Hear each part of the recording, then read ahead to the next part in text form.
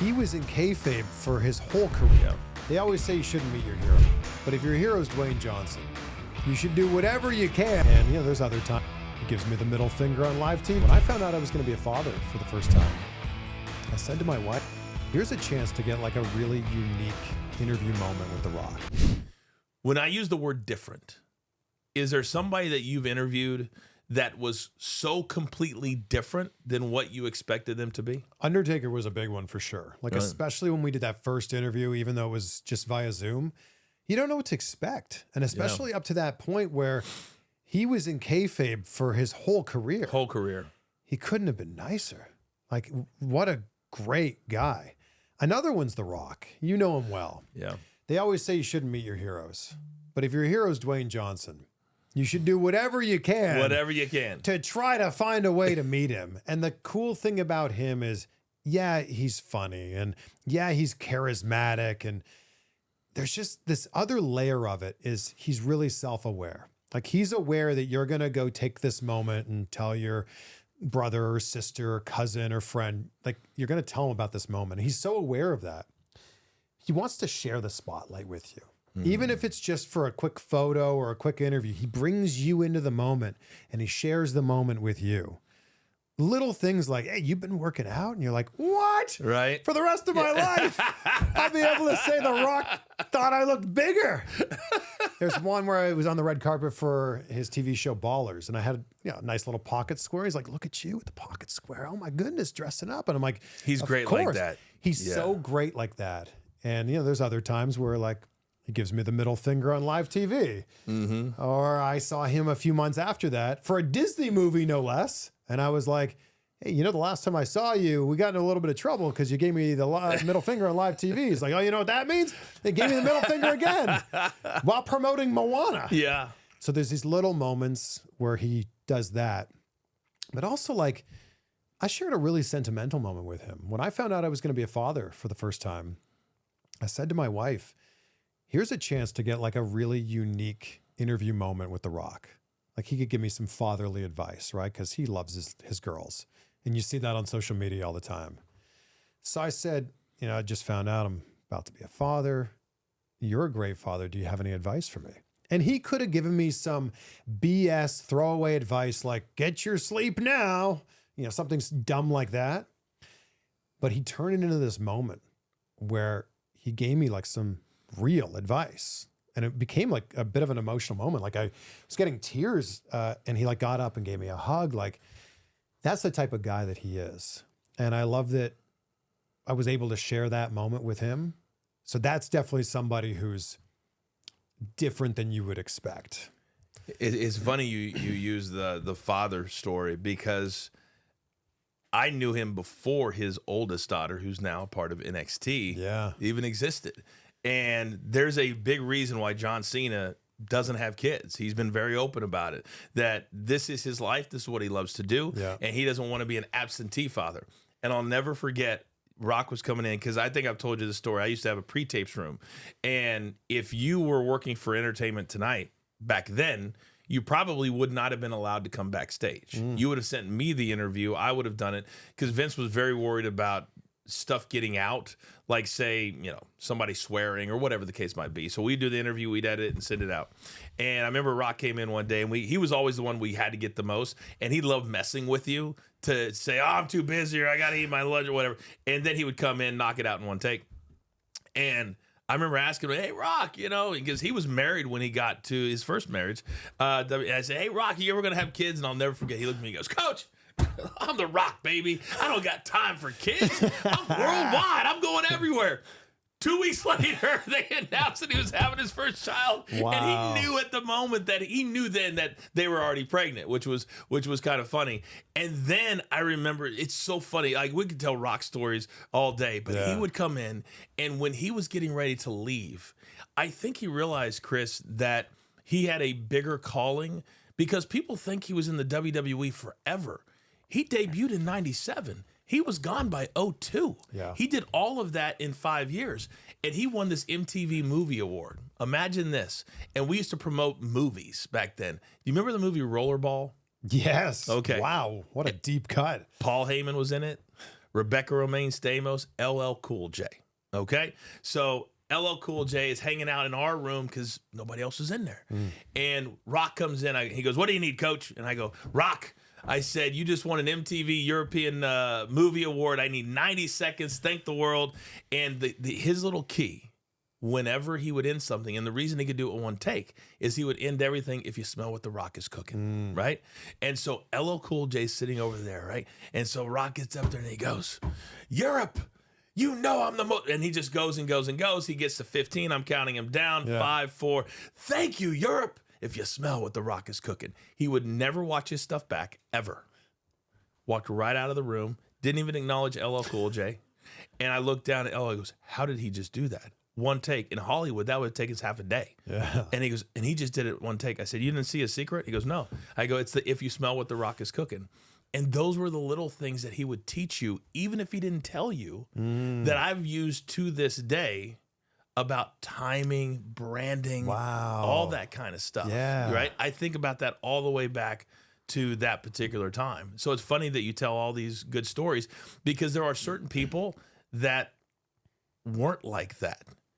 And when you get ready for an interview, do you ever think, "I've got to go this way," and then it ends up going this way? And I'm not talking negatively, just in any way, shape, or form.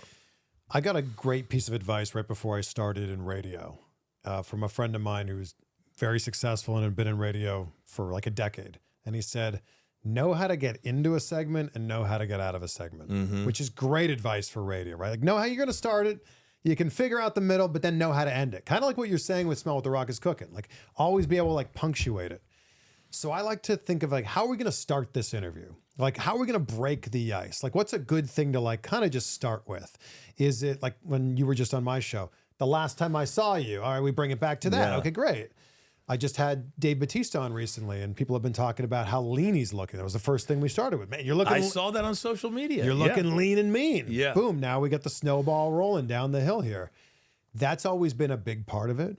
And I think the second thing is just try to learn as much about that person as you can. Like, try to research as much as you can. So if they start talking about, "Oh man, my legendary SummerSlam match," you're not going, "And who was it with?" You know what I mean? Right, Or you're not playing dumb. Like, Yeah. you know, and sometimes you can even add for the audience, "Oh, the one with Shawn Michaels." Oh yeah. You know, like something like that.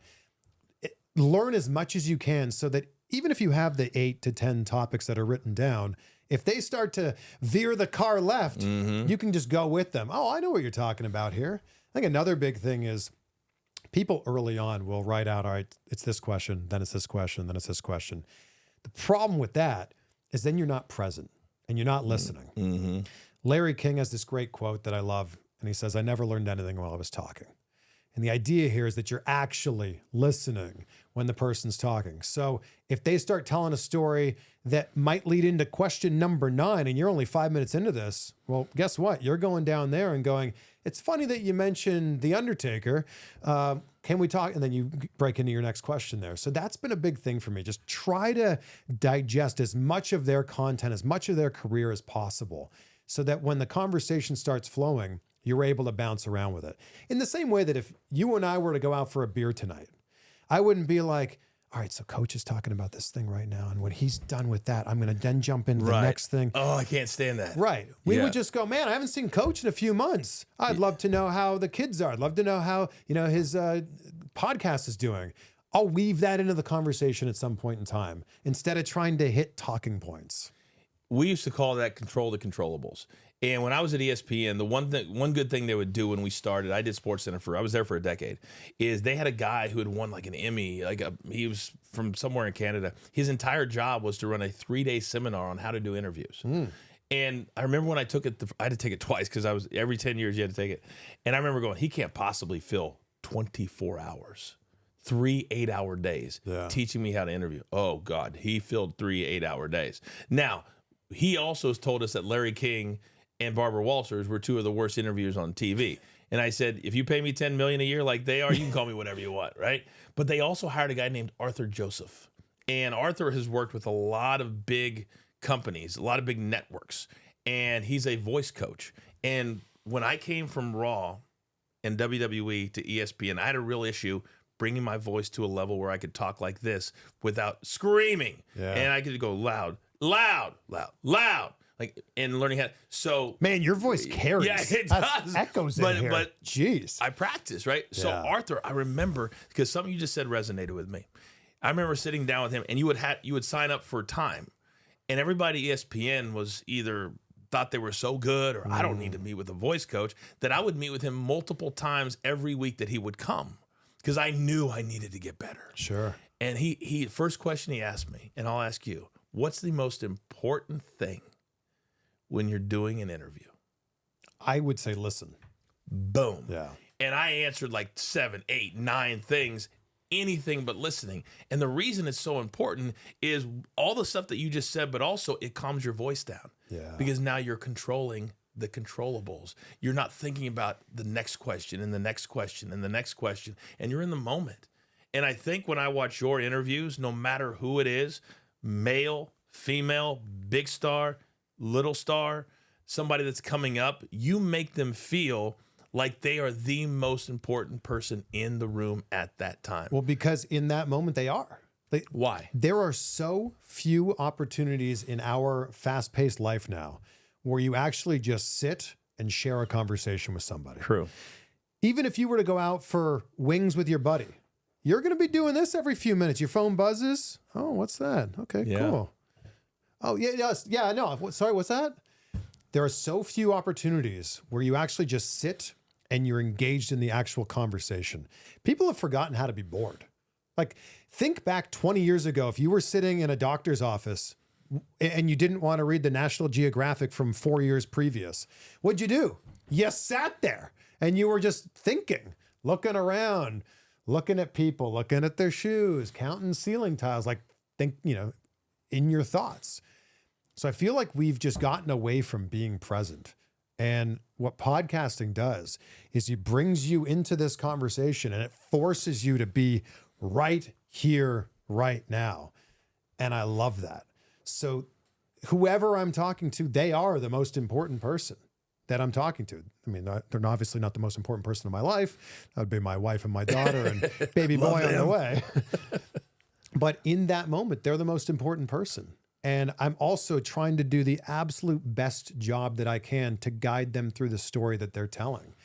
A lot of people I'm fortunate to talk to for the very first time. So it's like, okay, I've got 45 minutes with this person, or I've got an hour with this person. How can we get from this story they're telling here to like, I really want to ask them about this thing over here. How can we bridge that gap?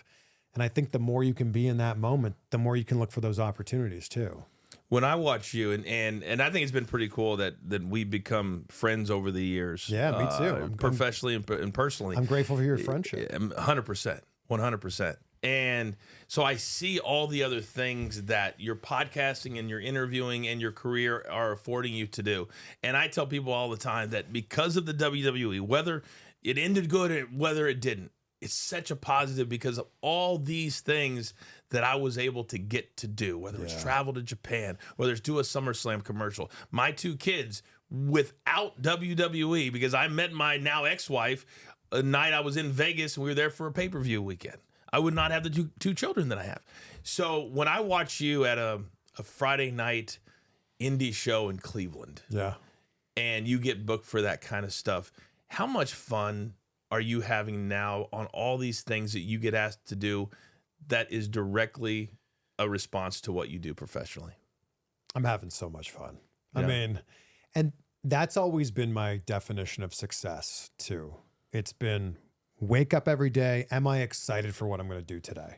And at the end of the day, am I proud of the things I did today? And then let's rinse, lather, repeat and do it again tomorrow. I don't want to do anything that doesn't juice me, that doesn't like really like drive me. So when I get the opportunity, like in Cleveland, we hosted the tailgate for SummerSlam, which was so much fun. I lived in Cleveland for 5 years. They asked me to do it. It was an immediate yes. And then when I got there, a couple of the wrestlers were like, we want you to be part of our match. I'm like, say no more. Right. Of course. Of course I'm part of it. I got to pose on the turnbuckle. There's this great photo of me chugging a beer on the turnbuckle in downtown Cleveland. All of it. It's all so much fun. And I like that you just said you got to travel around the world. That's the thing. Like, we get to do these things. And when you shift that mindset from I have to do this to I get to do this, it's such a big shift. It's just one little word, but it's such a big shift that it reminds you of like, I'm grateful to be able to do this. Like, if you have to do it, it sounds like it's a chore. But when you get to do something, and I'm so fortunate that I've gotten to do a lot of cool things, and I look forward to whatever other opportunities that I have to do, but I'm having the time of my life right now. So last question, and it'll be a two-parter, which is something we were told never to do. Never a two-part question, right, never a yes, no. Who has been your favorite interview to do? Yeah. And who do you still want to get to do? The Rock is still at the top of that list. He's been my favorite. He was on the list of like the bucket list interview that I wanted to do for a long time. And I was a little bit envious of some of my friends because I've done movie junkets for most of my career. They were getting him for movies and I wasn't getting the invite. And I was doing whatever I could, like reaching out to Warner Brothers or Paramount and being like, hey, I'd really like to be on this one. Didn't get invited. And then I finally got him. And it was backstage when Raw came to Cleveland. So I wasn't getting The Rock for 4 minutes paired with his co-star for a movie junket. I was getting him in the environment that I grew up, loving him in. And I was such a big Rock fan growing up. I would walk down the halls of my high school and ask people questions just so I could shout, it doesn't matter what you think. And then to fast forward from there 12, 13 years and I'm able to share a conversation with The Rock, and now I've interviewed him 10 times. Not that I'm counting or anything. Of course not. He's at the top of that list. And for all the reasons we talked about earlier, he's a great interview. And I still can't believe I've talked to him even once. On the other side of things, I still haven't done an interview with Triple H. You haven't? No. I've asked him a question at the press conference. Really? That doesn't really count. Yeah, right. But I haven't sat down with Triple H. And in ring, he was my guy during the Attitude Era. I had a poster of him on the back of my door in my room growing up. So he was a 16-year-old kid with a shirtless Triple H, all, oiled up like this. That photo of him, that was on the back of my door growing up. He was my guy. And I also have so much respect for what he's doing now, how he's leading the charge in WWE. And the product that we see on TV now is a direct result of the leadership that he has. I'd love to be able to talk to him about all the different aspects of his career. So Triple H, Shawn Michaels, also haven't had an interview with him yet. Randy Orton, we've shared some messages recently, actually. That would be great. Hasn't happened yet, but I think it will happen. So there's still a bunch. There's still a bunch that I'd like to do. And then it's also selfishly, I'm a big Christopher Nolan movie fan. I just want to share a conversation with him and be like, dude, how? It's funny because I was there when Triple H ripped his quad backstage, and I think the reason I love doing this so much, especially with somebody like you, because not everybody can tell stories and make it entertaining, is it's triggering memories that I had forgotten or that I didn't realize that I had. You were there for so had. long that you have so many stories that you've probably forgotten about a lot of them. I mean, me and Triple H, when I don't even know if I've ever told this, but when I signed my deal to go to ESPN, it was like a big deal. I'd been trying for a year and a half, and this one lady who happened to be there said, let's give you a shot. And there were other executives that did not want to give me a shot.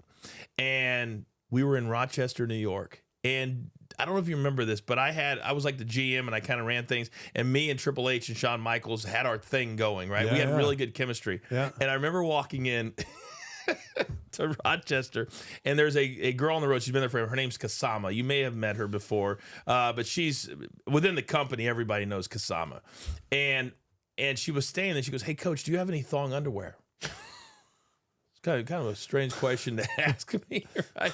And I said, "Not on me." She goes, "Well, I need you to go to the mall and find some, and we'll tell you what you're doing when you get back." Oh boy! I had just signed my contract this was Monday Night Raw 3 days before. So I go out to Spencer's Gifts, and wouldn't you know it, you walk in right there on the first thing is zebra print and tiger print thong underwear. And we get back, and they were going through this phase where they were spray painting everything DX, Okay. Right? Yeah. And so they said, hey, and they take me into the locker room and they're building a wall. And I said, what is going on? And they're like, oh, here's what we're doing.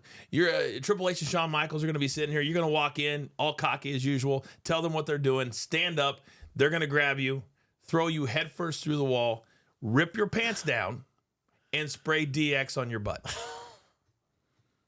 Now, if you had just signed with ESPN after 10 years, couldn't wait to get out of the WWE. Yeah. Your daughter is due in 3 months. What would you have said? I'd have to say no. I probably wish that I would have. But I have... Isn't that going to then carry into your ESPN career? I didn't think it would carry into my ESPN. I thought it would end my ESPN career. I thought I would get a call. Yeah. And it'd be like, hey, thanks, but yeah, we watched no Raw. thanks. Yeah. And so it's kind of a go-to for fans online when they want to insult me. They'll be like, oh, yeah, but you're the idiot that did this. And I say to all of them, if I walked up to you, you just described how much you love The Rock, how much you love Triple H, all the fans who love to make fun of all of us who did that stuff. Yeah. And you asked them to do it one time. Yeah. They would cut off their left leg to do it. But yet they want to make fun of all of us for doing it. But that was my last interaction with Triple H and Shawn Michaels on TV, was them spray painting as I'm dangling there through a makeshift wall. How about that? How about that? You've got so many good stories. That's why I love that you have this podcast now. Well, I've been on yours 4 times. We're going to do it again. I like to keep it around this length of time. I do want to say this publicly, that I'm so proud of you. First of all, you're doing what everybody wishes they could do. And you've changed your trajectory of your career. You've changed where you're going. You now are somebody that when you walk in and people see you, they're going, that's going to be great. And I want to be on it. And so now you've gone from asking people to people want to be on yours. So you should be very proud of that. Thank you. That's very kind of you to say that. It's amazing to hear that. I still feel like I'm just getting started. You are. We just put out episode 646, and I feel like we're still just getting started here. Hey, you got 3,000 more to go. Thank you, brother. You're the man. Thank you. The one and only Chris Van Vliet right here on Behind the Turnbuckle.